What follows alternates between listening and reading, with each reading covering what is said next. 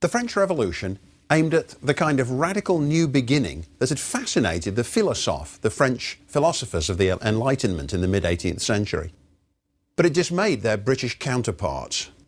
Unlike the peaceful British Glorious Revolution of 1688-9, the French Revolution of 1789 soon became bloody and vengeful, culminating in the Terror of 1793, in which the royal family and much of the French aristocracy died under the guillotine. Reacting to the first stages of the revolution, Edmund Burke, an Anglo-Irish Whig politician, already famous as a political writer and parliamentary strategist, published Reflections on the Revolution in France. Many conservatives, especially in recent years, have regarded Burke's Reflections as the founding text of their political creed. Condemning the French revolutionaries for their temerity in believing they could construct a rational society, he asserted the superior wisdom of British tradition, of taking the world as it is, and of recognising the limits of rationality in social planning. Society is an organism, said Burke, and can no more be remade in the middle of its life than a person can decide to start his life over again. Burke never denied that society changes, but he insisted that change should be incremental, always respecting the accumulated wisdom of prior generations, and that it should always take into account prior customs, traditions, and prejudices. For Burke, prejudice was a positive concept, since he regarded society as bound together by the shared prejudgments or prejudices of its people. His reflections correctly anticipated the bloodletting of the Terror and the rise of a military strongman, though Burke himself died in 1797, just before Napoleon seized power. Well, Burke's early political life as a Whig shows that he could be sympathetic to political reforms. He worked very hard for the Marquis of Rockingham and for his faction of Whig politicians, who were nearly always in opposition. He denounced King George III and his ministers for dangerous innovations.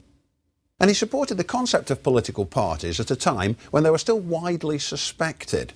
And like Bolingbroke, he pointed to the benefits of opposition in preventing arbitrary conduct by the king's ministers. In other words, the opposition has an important job to do, which is constitutionally defensible.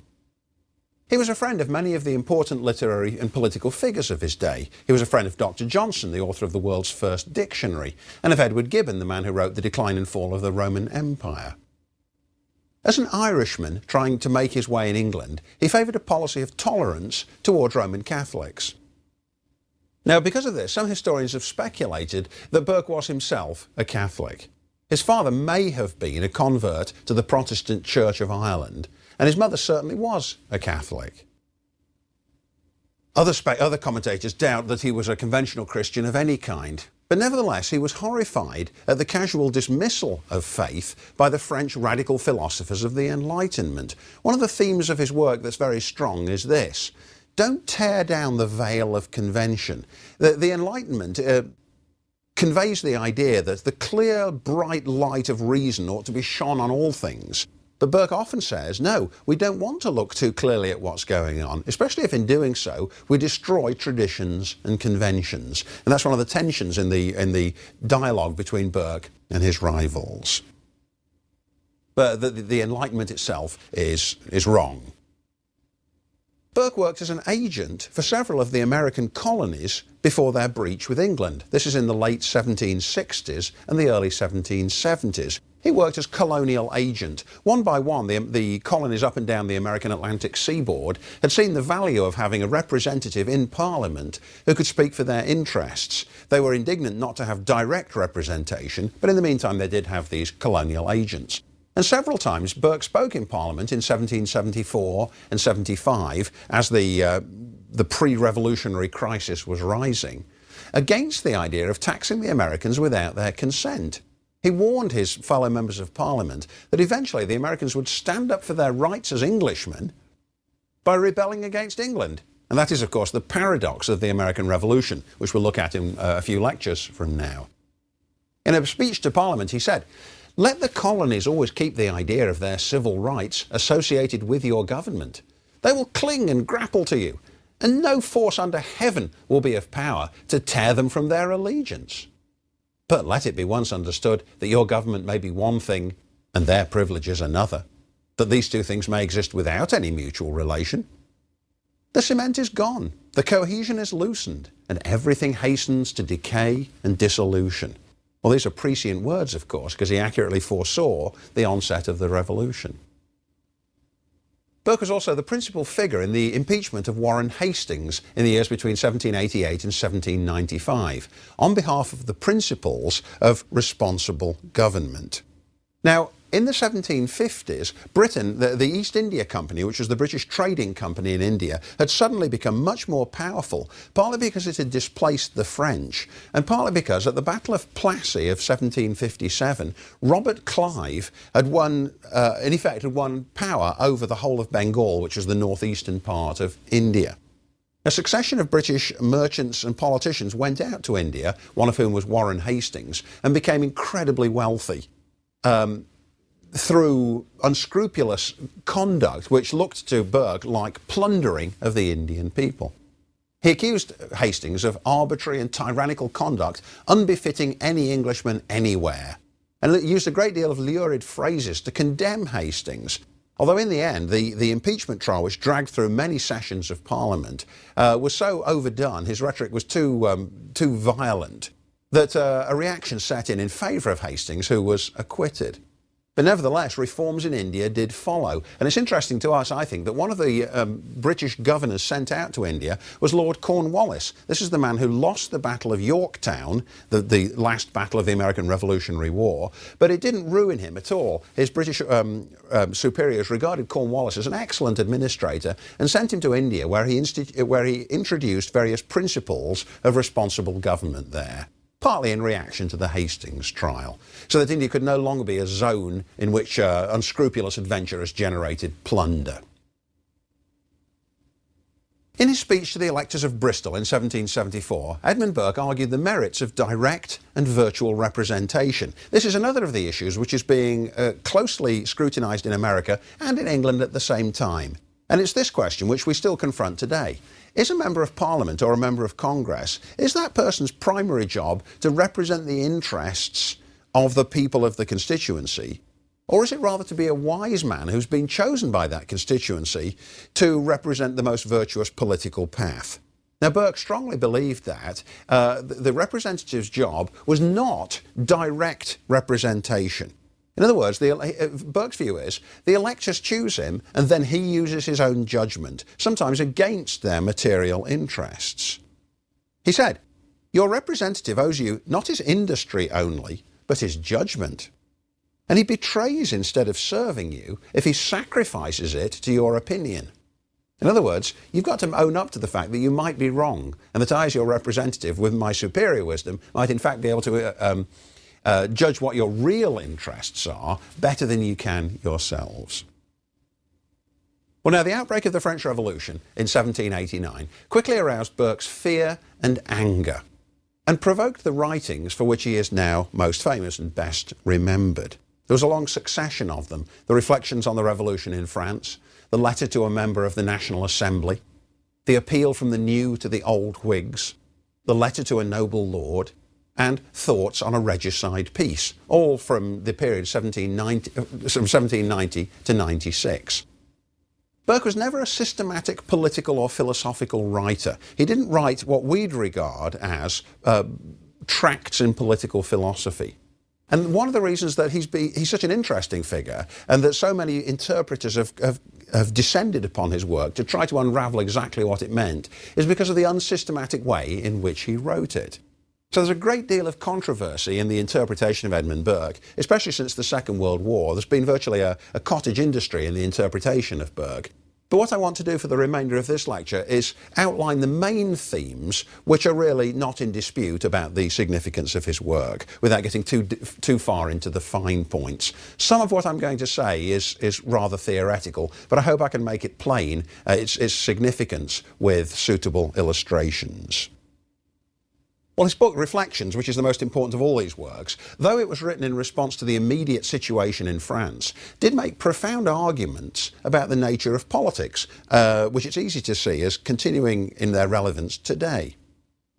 It appeared before the revolution had turned violent, but it emphasised the hazard in apparently benign principles then being advanced by the French revolutionaries. Principles like liberty, equality, fraternity. Who could complain about things like that? Well, Burke certainly did and showed why. Now, because of his history up to that point, some of the French writers believed they might be able to enlist Burke's sympathy, since he'd long been a critic of George III and of Tory governments, just as they were critics of Louis XVI. Thomas Paine thought that Burke might sympathise. Thomas Paine was the author of Common Sense, the pamphlet which had inspired the American revolutionaries in 1776 to declare their independence from Britain. Paine himself was English, but had been living in the colonies since 1774. In 1789, Paine was in France. But in fact, Burke, far from sympathising with the French Revolution, turned against it at once.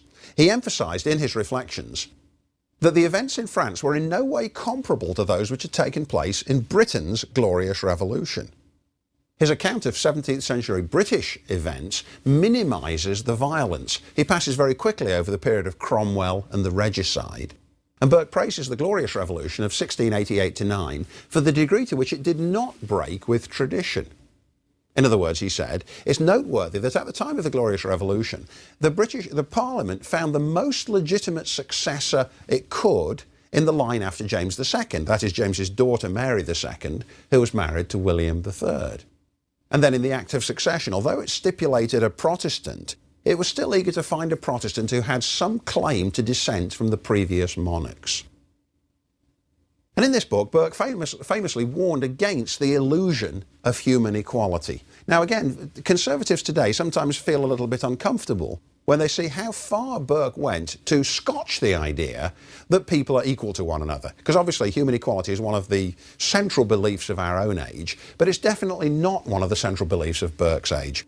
Burke writes, "Believe me, sir, those who attempt to level never equalise. In all societies, consisting of various descriptions of citizens, some description must be uppermost. The levellers therefore only change and pervert the natural order of things. They load the edifice of society by setting up in the air what the solidity of the structure requires to be on the ground. The associations of tailors and carpenters, of which the Republic of Paris, for instance, is composed, cannot be equal to the situation into which, by the worst of usurpations, and usurpation on the prerogatives of nature, you attempt to force them." He's saying there, in other words, human inequality is natural. And if you try to force people into a false condition of equality, if you imagine that, for example, some of the craftsmen of Paris can run its government instead of the aristocracy, you're building a structure in the middle of the air. It's pure fantasy, and it's a dangerous fantasy. Now, does that mean that Burke was opposed to all forms of what we call social mobility? That is, the ability of people to move up in society. No, he wasn't. But he did think that even though there'd be mobility up and down, nevertheless the hierarchy of society would remain, that we ought not to move towards a condition of general equality. He said, poor men of exceptional ability should have the chance to rise. Surely he was thinking about himself there. But in general, a society of different ranks of status and wealth is stable and it's right.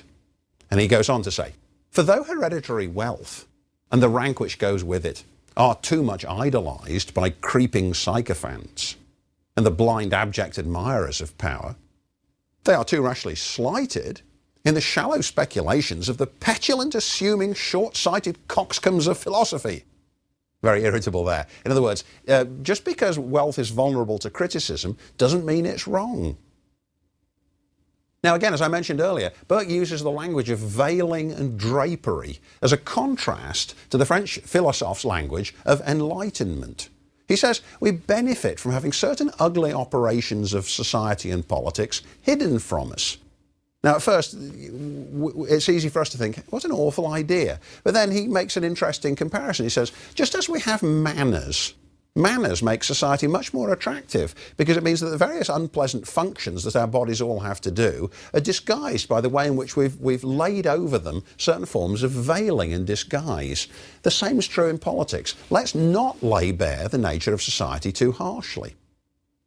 Interestingly, in the Reflections, he wrote a lavish encomium to Marie Antoinette and to Louis XVI, the royal couple, even though in private correspondence he'd ridiculed them for their follies. In one slightly purple passage, Burke says about Marie Antoinette, "Surely never lighted on this orb, which she hardly seemed to touch, a more delightful vision. I saw her just above the horizon, decorating and cheering the elevated sphere she just began to move in, glittering like the morning star, full of life and splendour and joy. Oh, what a revolution! And what an heart must I have to contemplate without emotion that elevation and that fall." Later on in the same passage, he makes a eulogy to the idea of deference, the idea that people in lower social ranks should gladly abase themselves before people who are above them in the hierarchy, going on about Marie Antoinette.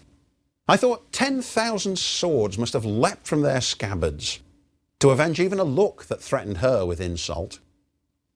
But the age of chivalry is gone. That of sophisters, economists and calculators has succeeded, and the glory of Europe is extinguished forever. Never, never more shall we behold that generous loyalty to rank and sex, that proud submission, that dignified obedience, that subordination of the heart, which kept alive, even in servitude itself, the spirit of an exalted freedom." Well, there's a lovely succession of paradoxes in that phrase. Proud submission, dignified obedience, subordination of the heart. In other words, you really become free by abasing yourselves before people of a higher social rank, particularly if they're royalty. Burke emphasised throughout the Reflections the importance of accepting the accumulated wisdom of the past rather than attempting to start the world over again. He said, "Society develops slowly, and it develops through trial and error. It doesn't imprison naturally free men, as Jean-Jacques Rousseau had suggested. Rousseau began with the famous remark, 'Man is born free, but is everywhere in chains.' From Burke's point of view, that was just about as wrong as it could be. It isn't that you're free in nature and that later on you become enchained by society. Not at all. If you're ever free at all, it's because you live in society. Society is what brings out the best in men and restrains their evil and their ignorance and prevents their arbitrary behaviour." Burke admitted that change was necessary, but he said that it should always be gradual, always mindful of the circumstances preceding it. And he was horrified by the idea that new schemes for the organisation of society could be actually written out as planned documents. He said, "I cannot conceive how any man can have brought himself to that pitch of presumption to consider his country as nothing but carte blanche upon which he may scribble whatever he pleases." He said, "Revolutions are almost pure destruction. Rage and frenzy will pull down more in half an hour than prudence, deliberation and foresight can build up in 100 years. The errors and defects of old establishments are visible and palpable. It calls for little ability to point them out. No difficulties occur in what has never been tried. Criticism is almost baffled in discovering the defects of what has not existed. And eager enthusiasm and cheating hope have all the wide field of imagination in which they may expatiate with little or no opposition." Now, that's a slightly complicated passage. What he's saying there in a tone of high irony is, it may be true that the world we've got is vulnerable to criticism. Of course it is, because it actually exists. On the other hand, the worlds we imagine are almost invulnerable to criticism. Why? Because they don't exist. But we'll soon find with a horrible, jarring surprise that if we try to bring them into existence, especially in violation of our accumulated wisdom and knowledge, that things are going to go dreadfully wrong. Another of his favourite ideas was that society is an organism rather than a mechanism.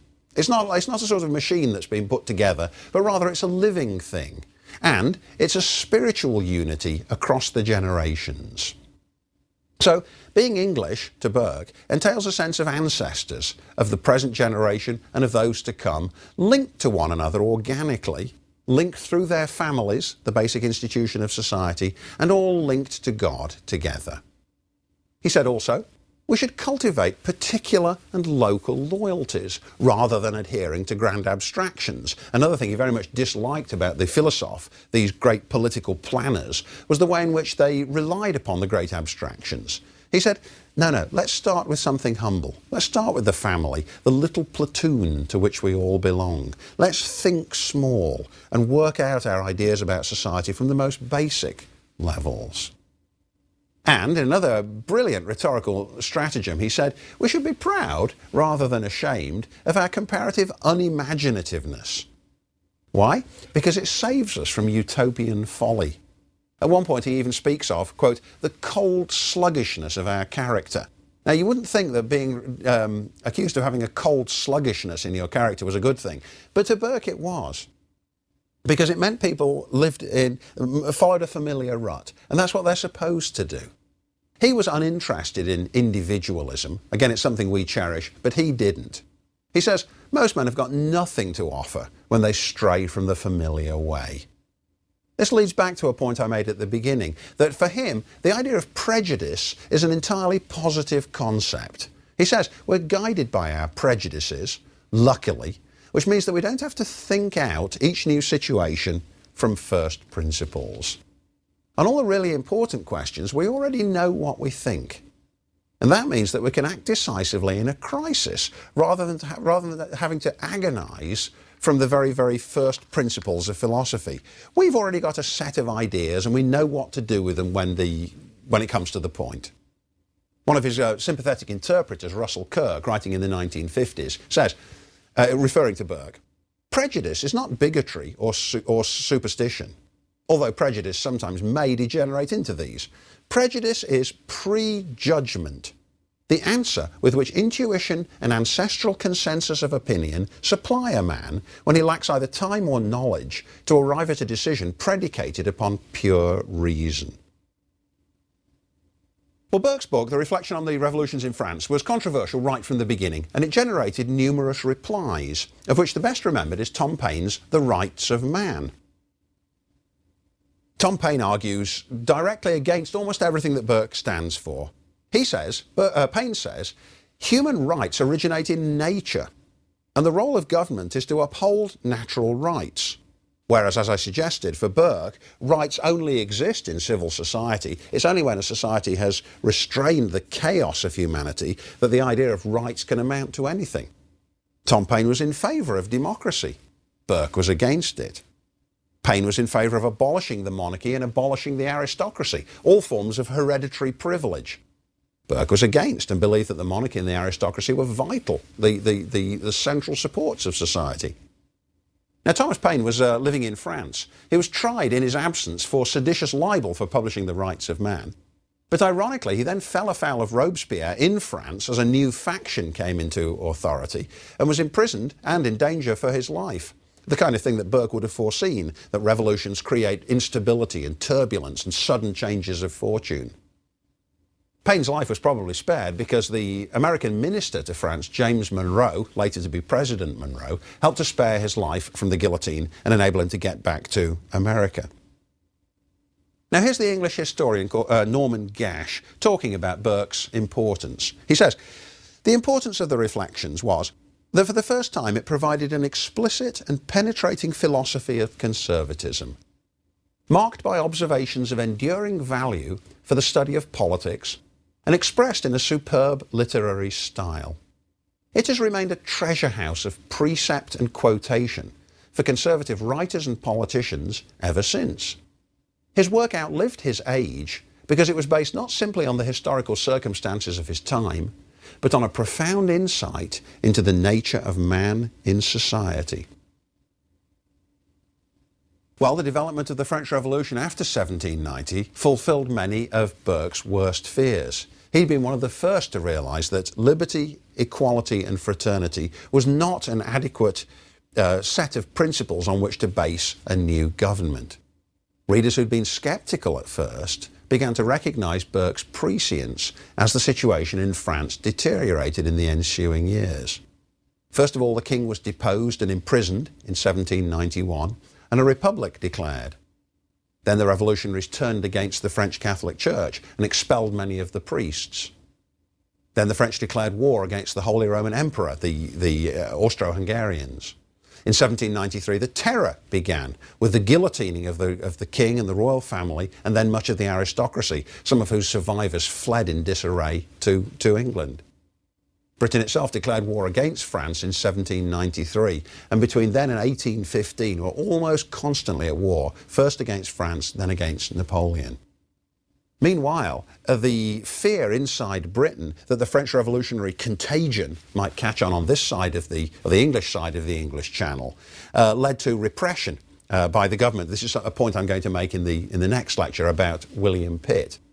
At first, there had been many sympathisers in England for the French Revolution, and the British government was terrified of them, not knowing that there wasn't going to be a French Revolution in England too. Burke himself recognised the war against France as something qualitatively new in kind. In a letter of 1794, he wrote, "I cannot persuade myself that this war bears any the least resemblance to any that has ever existed in the world. I cannot persuade myself that any examples or any reasonings drawn from other wars and other politics are at all applicable to it. And I truly and sincerely think that all other wars and all other politics have been the games of children in comparison to it." In other words, for the first time now, this isn't simply a war between two great dynasties, two monarchies competing with one another. It's a war of ideas instead. And the French armies are supercharged with revolutionary zeal, which might have the effect of overthrowing the constitution of society as we know it altogether. Burke certainly dreaded the outbreak of revolutionary activism in Britain as well. When he wrote his letters on a regicide peace in 1796, he bespoke his fear that an armed doctrine of revolution had crossed the English Channel. Now, Burke was the first to see that. Suddenly now, England was fighting a war of ideas. And it was fighting against one of the most radical French groups, the Jacobins, a war against Jacobinism. One of the reasons that Burke's ideas became so popular in 20th century America was because it was possible in the years after the Second World War to make a comparison between the British situation in the 1790s, fighting against the French revolutionary idea, and the American situation after World War II, fighting against the communist idea. And certainly a generation of American scholars of Edmund Burke made this analogy directly. Just as Burke had to fear the Jacobins, so we Americans in the 1950s have to fear communism. They're these terrifying revolutionary doctrines which can shatter our civilization. Burke, to the end of his life, argued that the principle of democracy was a dangerous abstraction, and he supported government moves to suppress its advocates. Now, throughout the whole of the rest of this course, we're going to see regular recurrence of these themes from the work of Edmund Burke, obviously being modified to fit new circumstances. Certainly, Burke's interpreters in 1950s America didn't speak out against democracy and against equality. They realised that to do so would have made their ideas completely unacceptable. But nevertheless, there is much in Burke which has, to his supporters, has persisting value. The idea that equality is unstable. It's wrong, it's potentially dangerous. The idea that democracy is also vulnerable to demagogy, to deteriorating into the worst form of the human passions. The idea that deference and disguise are better than frankness and full disclosure. And perhaps above all, one of the strongest ideas which comes through in all of Burke's work, the idea that our civilization, which has been built up over generations, is fragile and vulnerable. And that what we need to do is to live according to the accumulated wisdom of our tradition.